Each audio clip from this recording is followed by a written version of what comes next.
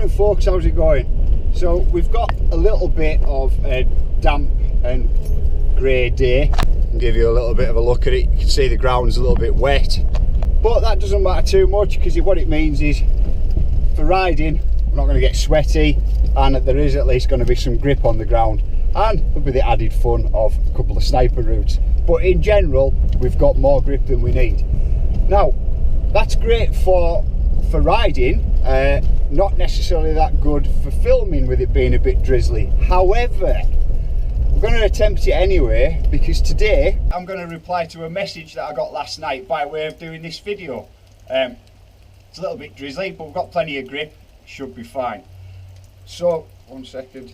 The message reads, "Hi Ben, me and some mates are planning a trip up to your park soon to polish our jumping skills.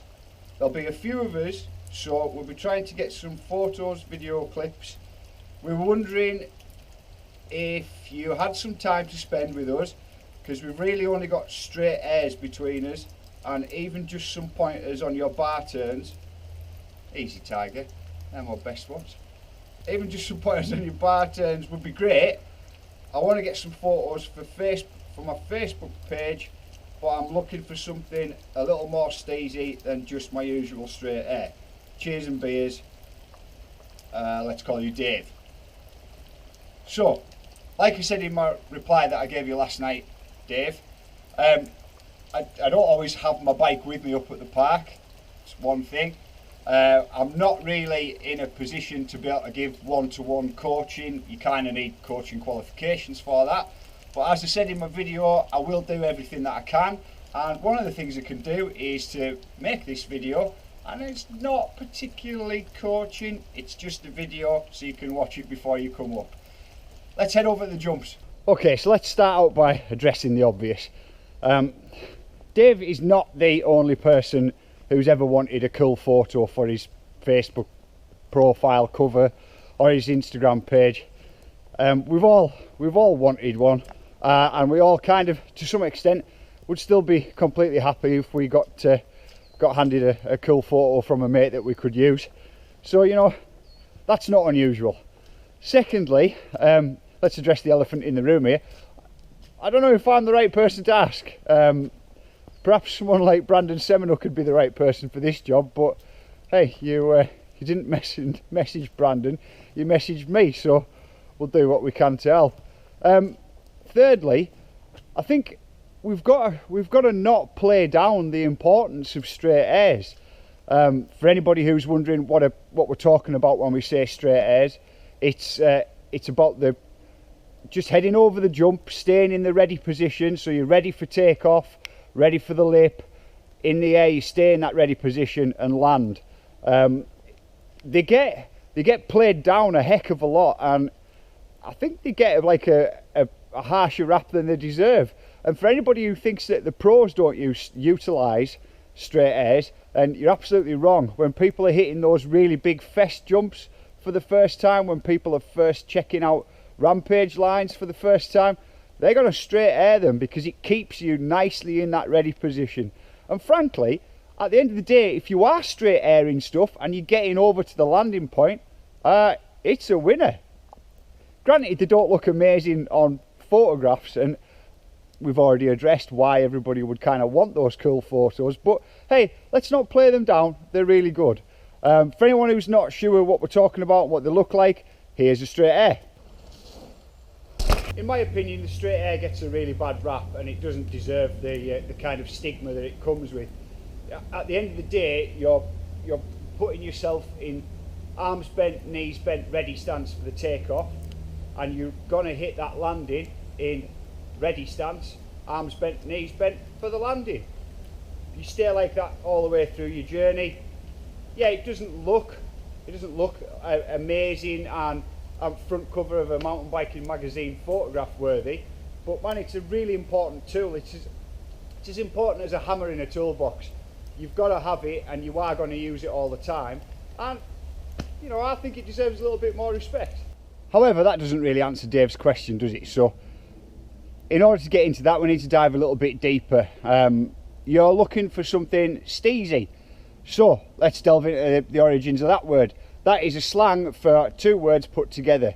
It's stylish and easy, rammed together, steezy. Now to break those two down, it's got to look stylish and it's got to look easy. Now if you make something look super sort of, you think you're throwing in the style but it looks really forced, it's not going to look steezy. You might be able to like do a freeze frame and get a photo out of that, but your mates who are riding with you aren't going to think it looks steezy. So for that reason, it's got to look easy as well. So let's not make things too difficult. If we want to really throw shapes in the air and throw that bike around with us, we've got to utilise this, the transition. So in doing so, you've got to get used to just not coming straight up the transition, and it's a weird feeling, believe me. So you can see that most people, including myself, ride a transition like this very, very straight. Now let's get the info on this. It is a narrower tranny, but there is room to come up this outside edge, up out of here, and carve across into this sort of lip area here, which will give you enough to kind of throw a bit of a shoulder and throw some shapes on the bike. But whoa, whoa, whoa, we're getting way, way ahead of ourselves there, because it's a strange feeling, takes a lot of getting used to. So let's not worry about that for now. We've got to remember that a key part of steezy is the word easy. So if we're going to have it easy, i.e. taking a very, very straight and direct line up the transition, that leaves us with kind of this area here whilst we're in the air to start doing some shapes. And if we're not making bike shapes off of the transition and we're coming up straight, then what do? Well, we have got a couple of options available to us. The first one being my favourite, the Barton, the good old humble Barton. Let's keep things super simple and think of it as a straight air. So you're coming up the transition over there, knees bent, arms bent in the ready position. That's step one. Let's skip to step three. You want to be back in that ready position for the landing. Step two is where it changes, in the middle, where your bike gets up in the air. So if you've had a little bit of pop, you'll have felt, even only slightly, but you will have felt that slight sort of weightlessness of your bike. As you get up, you pop, you get into the top of your arc here before you've started to dip. You've done all of your popping upwards, you're in this part in the top of the arc. All you need to do, I'm saying all you need to do, it's not that simple, but it's not particularly difficult. All you need to do is point the bars over in whichever direction you feel most comfortable, point the wheel over there for a split second, and then pop it back prior to landing and make sure you're in that ready position again. Now, as I say, well, first of all, it is my favourite. I love a good old Barton. It's super old school, it feels cool, and you will get your kind of photo opportunity out of this. Got a couple of top tips for those. Now if you're going to have your mates here filming you, which is perfect, a couple of tips for grabbing your screenshot for your Facebook profile is to have a mate video you, not try and take a photograph, but video you. And most importantly, I don't get to do it when I'm making my videos up in the woods by myself, but super importantly, get him to follow you with the camera and pan along with you. That's going to help keep the video in focus. And all you're looking to do is, I mean, you can find these bits of software all over the shop for free, but usually your phone will have the option to take a screen grab itself. All you're looking to do is to take that bit of video footage, get it at just the right point that you want for the steeziest move that you've got in that jump, press pause, take a screen grab, and bingo, you've got yourself a photo. It's a little bit more difficult when you're filming yourself and you've just got it kind of on a tripod, because even with the most modern cameras, unless you get up into like the expensive DSLRs, they're not going to be amazing at the old autofocus and grabbing you, so you're not always going to get a particularly clean shot.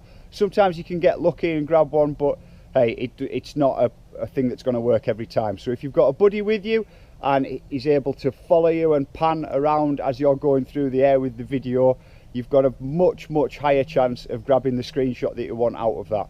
But as far as the old bar turn goes, it can be done.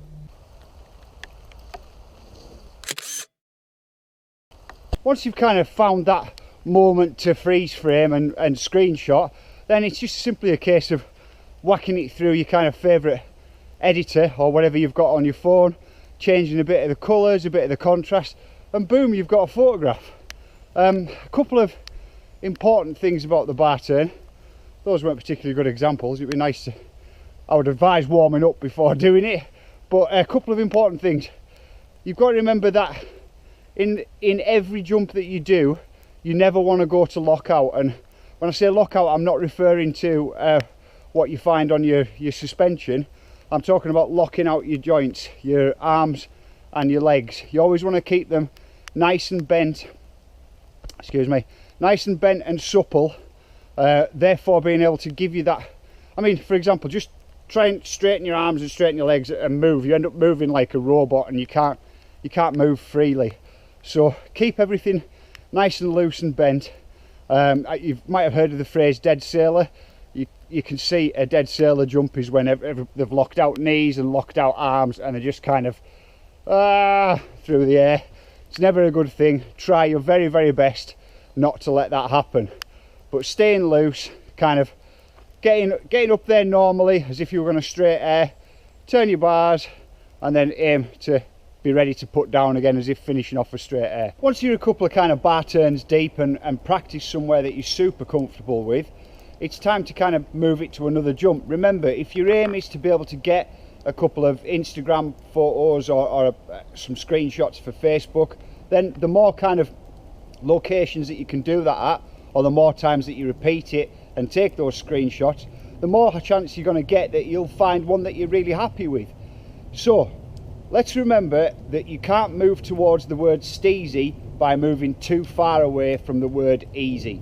So let's not try anything too far away from, well, first of all, let's straight air your new jump that you've moved to, and then get back into the bar turns again and have a look and see how it's feeling.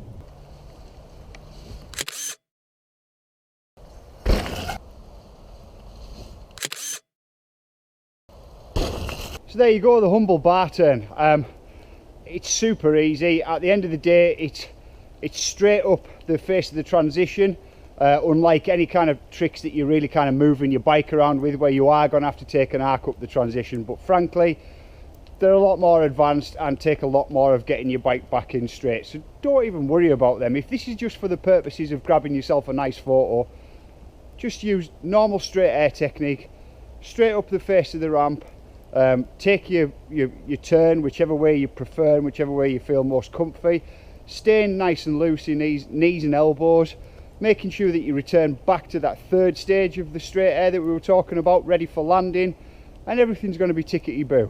At the end of the day, I guarantee you that if you session away, you know, let's say you spend an afternoon sessioning on some bar turns between you and your mates filming each other, you are going to be able to come up with at least one screenshot that's going to be that little bit more steezy than your straight air photo that you had before. So there you go, man. I mean, although I can't 100% guarantee to be able to ride with you on any given weekend, I can take sort of 40-45 minutes out of my day to make this little video for you, and I hope it helps. I mean, what I can 100% guarantee is you are not the first rider to want to be able to come away from a day's riding with that screenshot for Facebook or Instagram, and you sure as hell won't be the last. If you do get used to doing the old kind of bar turns, I can 100% guarantee that at some point, if you get lucky with the pans and the focuses and the shots, at some point you are going to be able to grab yourself a screenshot that's going to make you feel a little bit happier about the whole situation than just your straight airs. As I say, not to pan the straight airs, they're super important, but you know, even the tweak of a little bar turn in there, it's going to give you a result that you might be that little bit more happy with. Anyway, I've got a dash because I have still got stuff to do with my day. I'm going to see if I can fit it all in before it starts to get a bit murky and dark, and I'll catch up with you shortly.